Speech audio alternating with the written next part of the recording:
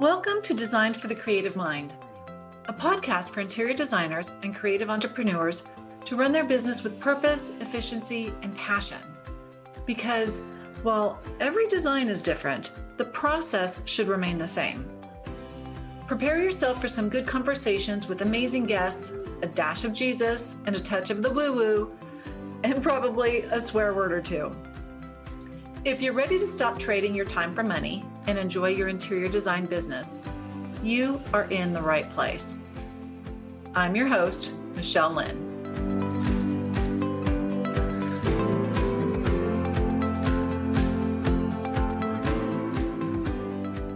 Hello. Welcome back to the podcast. I am looking forward to today's topic.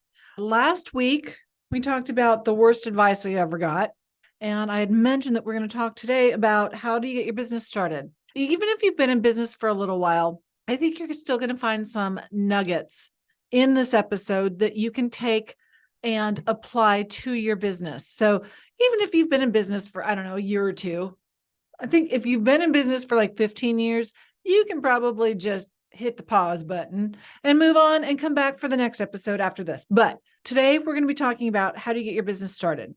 We're going to talk about some of the tactical details, okay? And then we're going to talk about some of the less definitive types of details. And just bear with me. We'll get into this. So first thing you need to do in order to get your business started, let's just dive right in, shall we? It is to decide, okay? I know. So simple. I outlined my podcast and I was just like, you know what? You just have to decide to do it.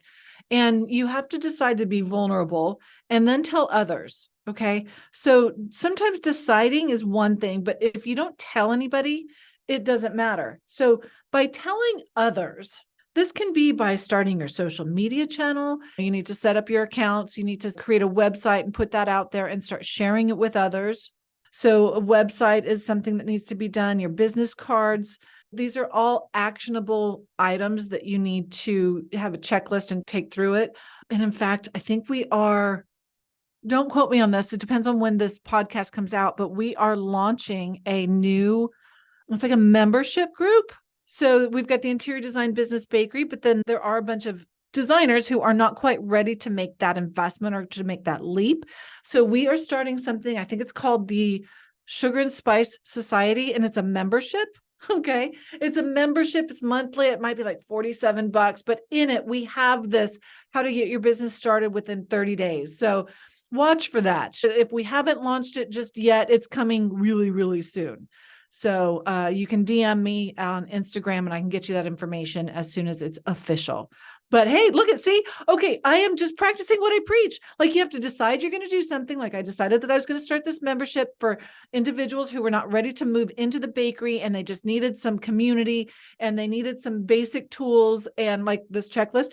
And then you tell others. Okay, so here I am. I'm telling y'all. Now there's two reasons why you want to tell others. One is because for one, like if you're interested in the Sugar and Spice Society, it's a membership that is going to be community for interior designers that are looking to rise, then you're going to inquire and you're going to say, hey, Michelle, I might want to give you some money to be part of that. Okay. So there's that one facet when you tell somebody that you're starting your design business or you're starting any new endeavor, but there's also the accountability factor. Because y'all, I just put that out there. And while I may not have like 200,000 downloads ever or per episode or whatever, it's still out there publicly, right? So if I say that I'm going to do something and then let's say I get cold feet before this or after this episode airs, I'm going to be like, oh shoot. I have to do this. I have to keep it up. I have to keep it going. Okay. Now I will never advocate peer pressure or the reason to go forward with something that you're not in alignment with or that isn't congruent with your values or that just doesn't feel right. Like I've canceled programs in the past that I rolled out, but you're more likely to make it better and make it reality and keep it going when you do tell others. Okay. So you need to decide you're going to start your business. You need to tell others, hey, I'm starting an interior design business. Okay. Or here in this instance, hey, I'm starting this membership. And it is a community for interior designers who have yet to really move forward or don't have the money to invest in themselves. But then what you need to do is you need to create a name. Okay. When you are naming your interior design business, begin with the end in mind. Okay. So I made the mistake of naming my interior design business. It was originally called By Michelle Lynn. Okay. That's a funny story in and of its own. I started, what the heck? You might have heard it, but I'm gonna tell you anyway. So I started the business. It was called By Michelle Lynn. When I first started it in 2008, it was home staging, organizing, and redesign by Michelle Lynn. And I figured, well, if that doesn't work, I can do dog walking, gift baskets, and car washing by Michelle Lynn. Okay. So whatever it was, I could do by Michelle Lynn. And then I switched to Michelle Lynn Interiors Group when I started bringing people on board, because it wasn't by Michelle Lynn anymore. It was by Debbie Pratt or whoever was working with me at the time.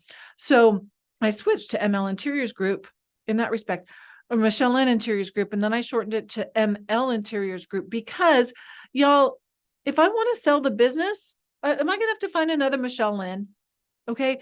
Now, as it is right now, I've pigeonholed myself into ML, but begin with the end in mind. Okay. And then you're going to search for infringement. So is there another company with this name? Okay. That does similar to what you do. And then you're going to want to divert it so that it doesn't get too confusing for clients who might be looking for you. But begin with the end in mind. Do you want to be the face of the group forever? Do you want to be able to sell your company?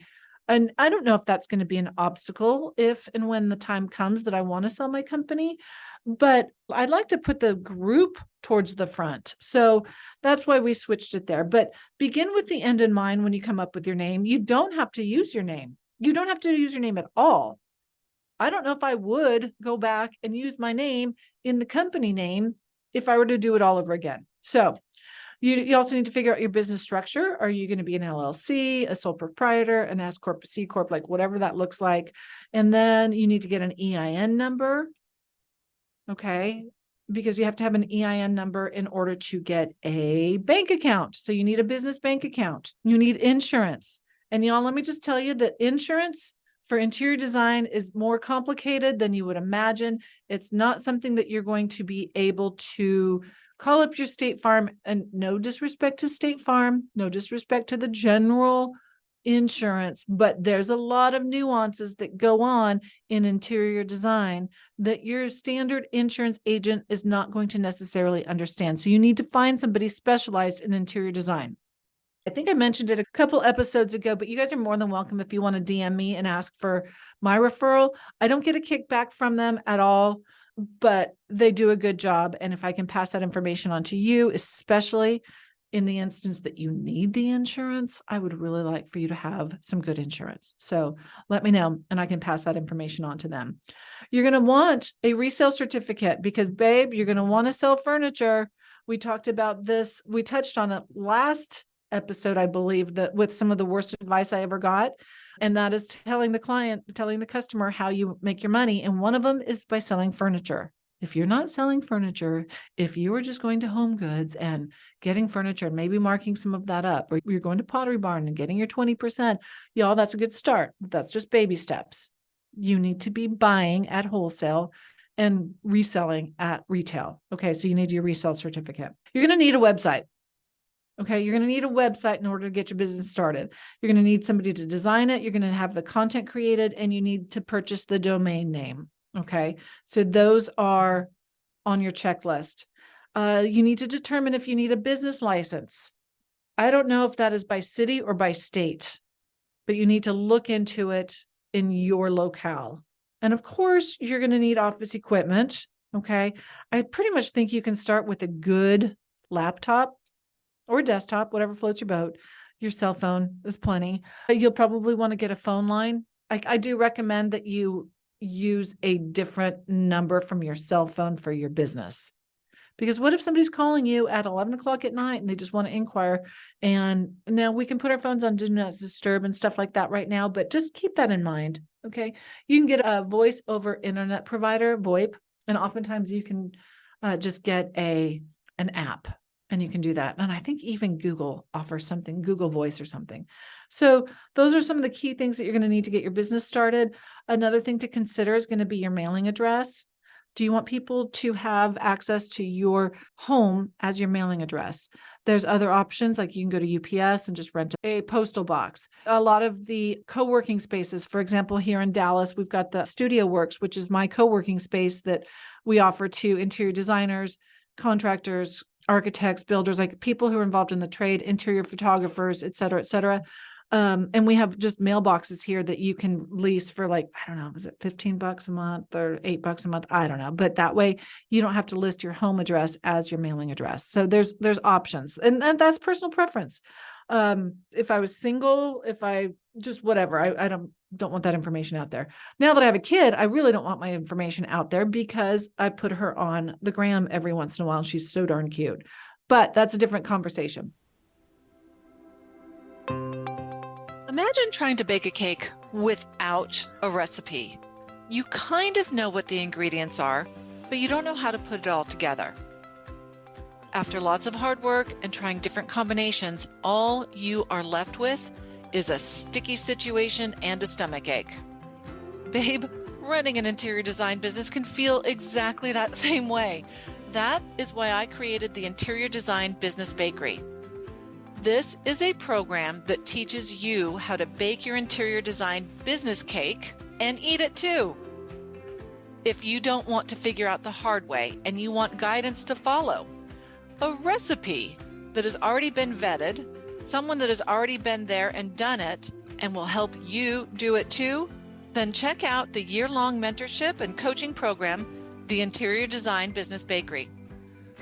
If your interior design business revenue is below $300,000, or if you're struggling to make a profit and keep your sanity, this is the only program for you. You can find that information at designedforthecreativemind.com/business-bakery. Check it out. You won't regret it. How do you get your business started? Some other things that you're going to need to keep in mind is going to be, you need to keep in mind that this is a business and not a hobby. So every time you go to work, you need to be in a professional mindset. Okay. That doesn't mean that you can't work in your pajamas on some days, but you need to treat this as a business when you're making decisions. Is this going to make me money? Okay. It doesn't mean you're money grubbing. And I know I love talking about money because I love money, but I love what it allows me to do. It allows me to give back. It allows me to maybe not work so hard pursuing the design money because I can turn around and I can help others through the education. And I do get paid well for that. But the money is why we do this. If you don't care about the money, then go donate your time to charity. Don't donate it to quote unquote clients. Okay. Donate your gift to a charity who can benefit and help others from it. When you come to work, this is a business. This is not a hobby. Okay. You're going to be a big girl business. When you are getting your business started, you need to learn how to be comfortable being uncomfortable. Being in business is hard. Okay. Not every day sucks. Okay. If that was the case, I wouldn't have been doing it for this long.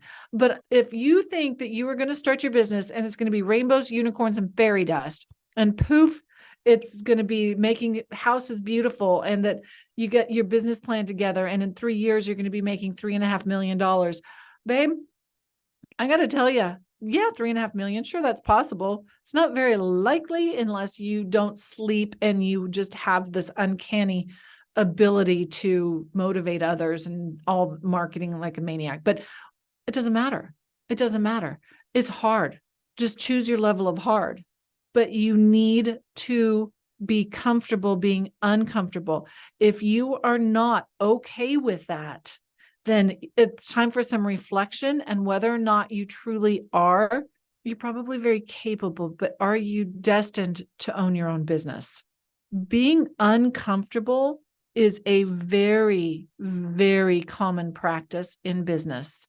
There are going to be times where you're like, I don't know where my next client's going to come from. How am I going to keep the doors open? Okay. Or I'm so upset with this vendor because they're so late in their deliverables that I have to go and be uncomfortable telling my client this. And I know they're going to yell at me because their daughter's getting married and they want to have their house ready to host the reception or whatever. Okay. Like there's always something, but you're going to have to be comfortable being uncomfortable.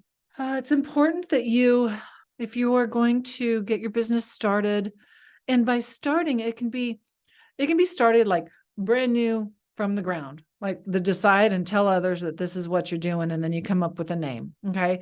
It's that started, but it could also be this next level of business. So maybe you've been in business for a couple of years or a couple of months, or you are wanting to get out of corporate environment in some other industry and really dig into this thing that you've been doing as a side hustle that you've just built and you love. You want to do this full time. Well, then it's important that you invest in yourself. Okay. You need to invest in yourself. And by that, I mean, like it's investing in yourself. What does that look like? It's going to be hiring a business coach. Okay. It could be hiring somebody that helps you learn how to public speak. Okay. Gratuitous plug. Go check out the Interior Design Business Bakery that teaches you exactly how to scale and increase your revenue so that you're up in the multiple six figures and you're doing it with profit and passion. Okay. Investing in yourself could be reading business books on a regular basis. It could be listen, hey, you're listening to this podcast. That's investing in yourself. Okay. So investing in yourself, it can be a very high ticket, like the Interior Design Business Bakery, or it could be free like this podcast, or it could be a $35 business book, whatever this looks like. Okay. It can be attending workshops. It can be attending masterminds. It can be, there's a variety of different things, but you have to invest in yourself. When cash is tight, you invest on a lower price point. When you are getting some traction and momentum and you know that you want to move your business forward more quickly than if you were to just do it yourself, then you're going to invest a little bit more money. Okay. When I started my Interior Design Business Bakery, I invested in a coach, and I believe the program was like 22 something thousand dollars, 22 or 26 or something like that. I was scared shizzleless. Okay. I'm trying not to swear as much on the podcast because you might have your kids in the back seat or something, but I was scared. Okay. I was like peeing down my leg scared, but I also knew that this is exactly what I needed to take my business to the next level so that I could have more impact with more people. It's the same thing for you and your interior design business. Okay.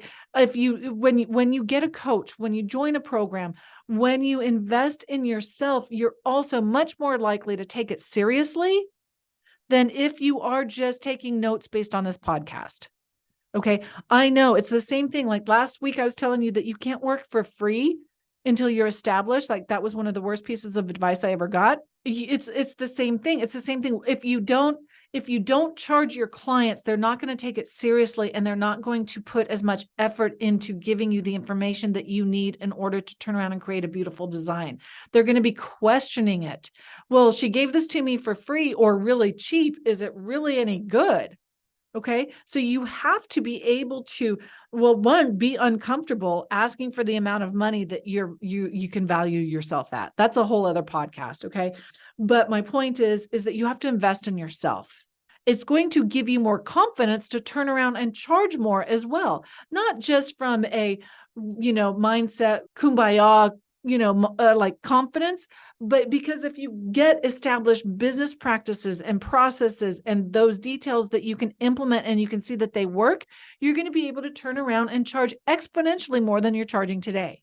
Again, you have to stair step into what makes sense for you. Free podcast today, $35 business book tomorrow, maybe a $2,000 weekend workshop in the future, and then I don't know, maybe the Interior Design Business Bakery. So you can stair step into that as you grow and mature in your business. So those are things that you have to do in order to get your business started or to continue starting that next chapter in your business. And then finally, and this kind of goes over from like beginning, deciding that you are going to start your business, telling other people and actually implementing it.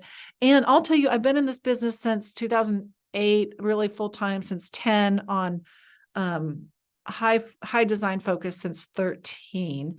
So I guess I'm on my 10th or 11th year, let's just say, for interior design. But since 2008, I think it's like 15 years. And on the regular, something that I have to navigate are my thoughts. Okay. And so let's talk about this. Your thoughts. Your thoughts are just that. They are not reality. Although oftentimes we believe them to be reality. Our thoughts turn into our beliefs, and then our beliefs turn into our routines and our habits and our identity. But our thoughts are simply part of a ancient software that we call our mind. Okay. I say ancient software because it has not been upgraded. There's not like a human mind 2.0, okay, that we've tapped into. I firmly believe that the Lord has created it and we all possess it, but we haven't necessarily tapped into it. But the mind itself was created to protect us, and it has not changed in eons. It was created to protect us, to keep us safe, to look for what is wrong in every situation. Let me repeat that. Our mind is built to look for what's wrong in every situation. The intent is to keep us safe. But what's wrong isn't always true. What's wrong when you have this ancient brain and or ancient mind and you're back in the day, you might be looking for what's wrong. And that could be that there's some birds chirping in the tree because there's a saber-toothed tiger lurking and ready to pounce on you. What could be wrong is like there's a little extra movement in the water because there's an ancient crocodile that's ready to pounce on you. Like all these things, or there's a warring tribe that's going to come over and take over and pillage the village. Huh, that's funny. And take the women and children. I don't know, like all these things that could be wrong. Well, now your mind is looking for what's wrong. It's like, oh, that person's trying to steal from me, or, oh, this is never going to work, or I'm not qualified to be a business owner, or I'm not good enough. And your brain's trying to protect you. Your brain's trying to protect you by telling you these stories that you're not qualified, or that you're not good enough, or that you can't do something, because your mind knows that it will hurt to pursue it. Remember, I just said that you have to be comfortable being uncomfortable. Well, the whole time that you're trying to get comfortable being uncomfortable, your mind's saying, I'm not comfortable. I'm not comfortable. This isn't safe. Holy cow, there's something wrong. There's something wrong. I'm not comfortable. Okay. So you're battling these thoughts. So in business, you have to, when you get your business started, and as you're going through each phase in your business, you have to be able to acknowledge that that's just a thought. I'm capable to do this, even if I don't have my interior design degree. Okay.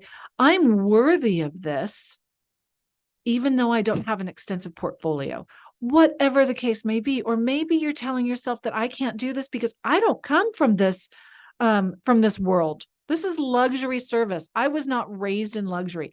Y'all, babes, I can tell you, I wasn't raised in luxury either. Like, we used to eat popcorn for dinner because we were so poor, we couldn't afford the R. Okay. So these are the stories that you tell yourself. Okay. These are the stories that I told myself. Like, I'm not worthy. I can't do this. I don't run in these circles. I don't know how to talk to these people. How do I act this way? Like all these things. This is my mind getting in the way. What stories do you tell yourself? What stories are in your mind? Because those are just thoughts. Do you see the difference? Those are thoughts. Those are not reality. But so many times we get stuck in our head thinking that our thoughts are reality. You have thoughts. You are not your thoughts. Okay. I'm going to repeat that. You have thoughts. You are not your thoughts. You have toenails. You are not your toenails. Okay. So when those thoughts start permeating your mind and your mind is trying to protect you, remind yourself that those are just thoughts, and you can acknowledge that thought. Like you could literally, like, just think of the little thought bubble from, like the comics or the cartoons or something. There's a thought bubble that's up above your head. It goes boop, boop, boop. It's like, what? You can't do this. Okay. So just acknowledge that thought and point at it and say, I see you, you stinking little thought. I see you. I see you. You're not real. I don't believe that.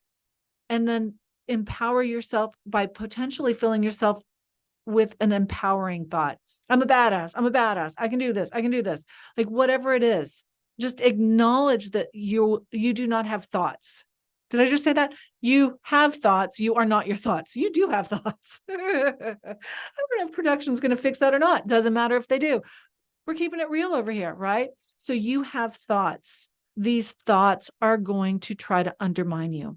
So if you get nothing else out of this episode, that's why I said stick around even if you've been in business for a while. If you get nothing else out of it, just know that we all have thoughts. We all have these moments of insecurity and disbelief, and it is our mind trying to protect us.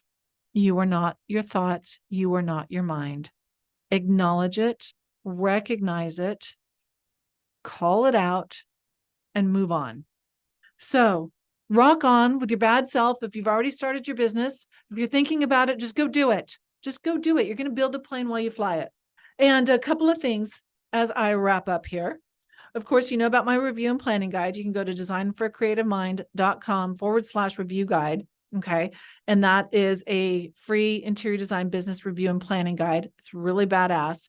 You're going to want to send me money for it. I'll take it if you want. But then also, if you want some business tips, some encouragement, being privy to new releases, new items. I mentioned that Sugar and Spice Society. I need to get that on there. If you want to be in the know on what's going on, where to be, things that are happening and so forth. But also, like I said, if you want a business bestie that's going to send you business tips, encouragement, guidance, like maybe little strategy sessions, you can get that all on your telephone by texting. Okay. By texting the word bestie, like your business bestie in at your fingertips to 855-784-8299. Text bestie to 855-784-8299. I'll make sure that's in the show notes also in case you're driving. Okay. Don't pull over and wreck, rewinding to get that phone number. We'll have it all for you. And then finally, of course, my favorite little ask at the end of the session is to please leave us a review wherever you listen to this podcast. So until next time, thanks for being here, babe. Hey, y'all. If you love the show and find it useful, I would really appreciate it if you would share with your friends and followers. And if you like what you're hearing, want to put a face with a name and get even more business advice, then join me in my Facebook group, the Interior Designers Business Launchpad. Yeah, I know, it's Facebook. But just come on in for the training and then leave without scrolling your feed. It's fun. I promise you'll enjoy it. And finally, I hear it's good for business to get ratings on your podcasts. So please drop yours on whatever platform you use to listen to this. We're all about community over competition. So let's work on elevating our industry one designer at a time. See you next time.